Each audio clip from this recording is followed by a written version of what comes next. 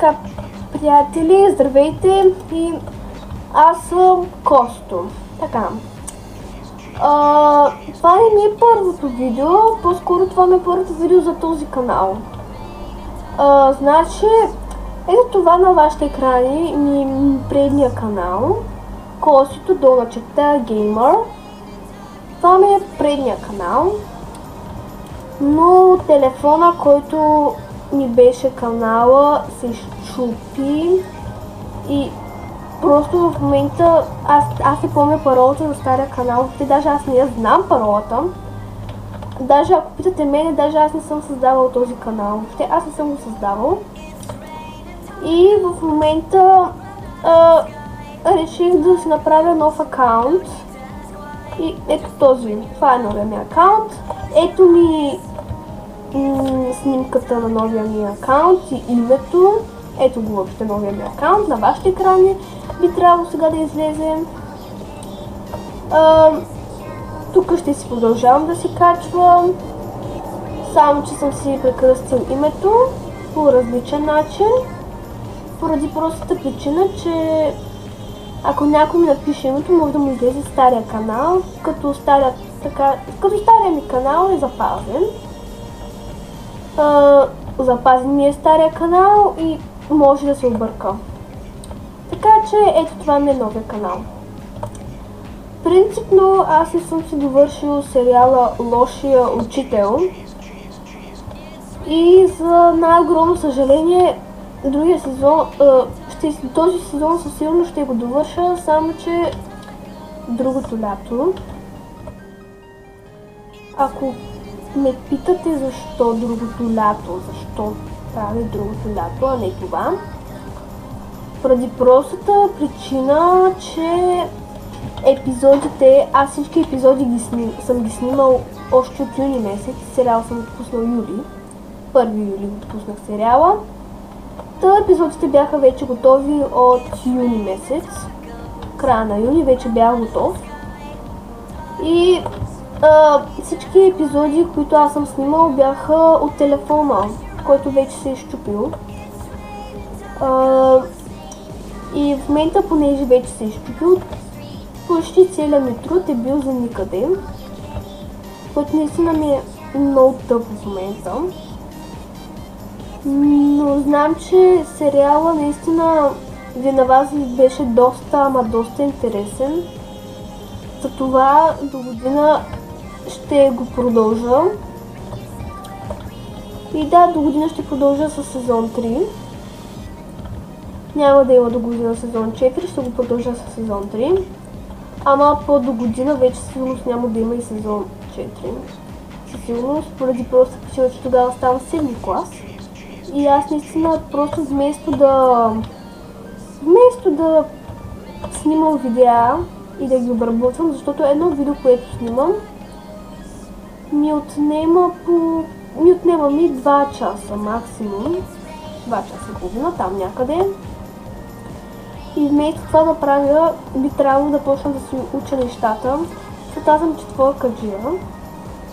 В смисъл, понякога изкарвам шестици, но малко трудно ги изкарвам тези шестици, затова аз искам да си взема матурата и има доста време до там, аз ще ви обясня нещата тогава.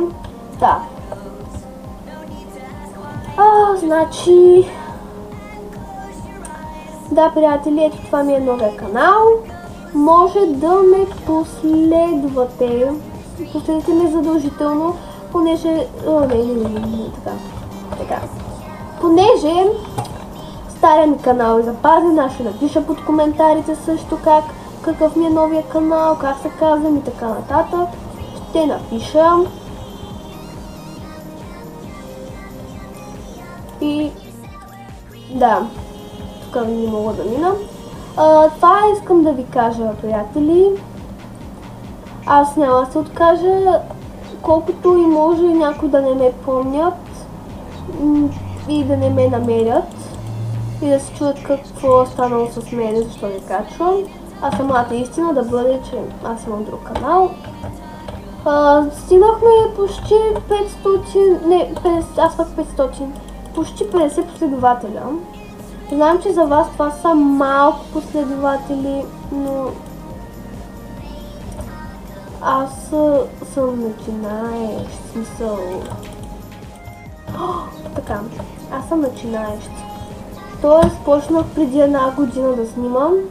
Това мен също много ме радва, че направихме 50 последователя.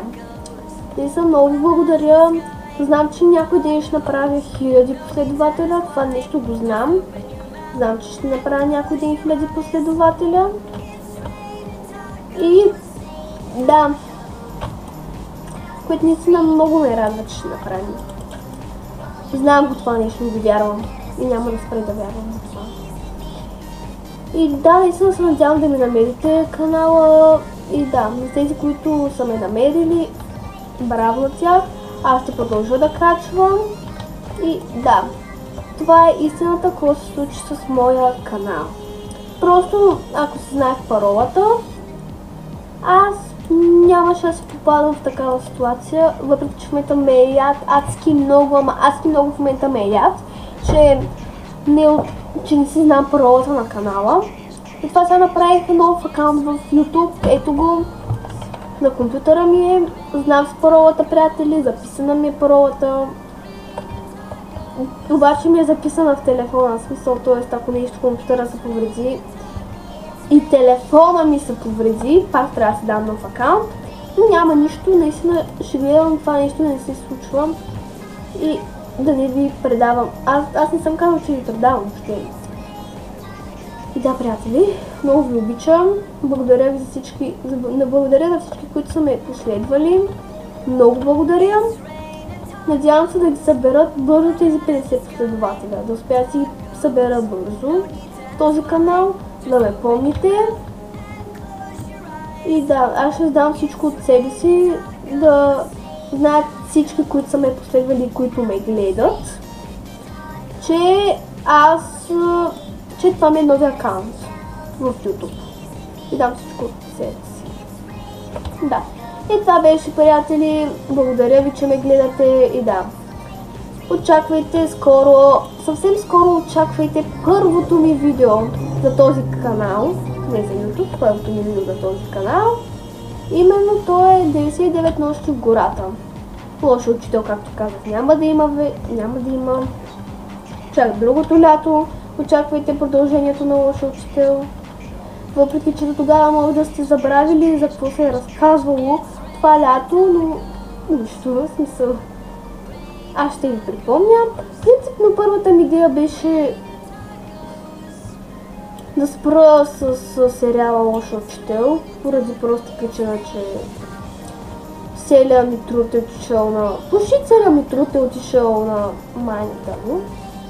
Но след това си казах, че аз няма да се оставя, защото този канал наистина стана доста интересен за повечето от вас. Аз наистина това нещо не го очаквах, да ми харесате много сериала.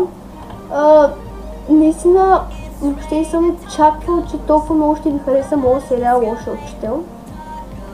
Сега сигурно, да, наистина, това хич не съм го очаквал. Много ви благодаря, че ми харесва. Мен това много ме радва. Даже и да чуя един човек, че много му харесва, това просто ме радва адски много. Ме радва това. И ще продължавам да го правя, щом ви харесва. Щом ми харесва, ще продължавам да пускам сезони. Само че, да, ще продължавам да пускам сезони и да, ще си го гледате. Благодаря ви, приятели, и мисля да сложа край сега на видеото. Очаквайте ми съвсем скоро първото ми видео 99 нощи. Чао! И да, чао, обичам ви.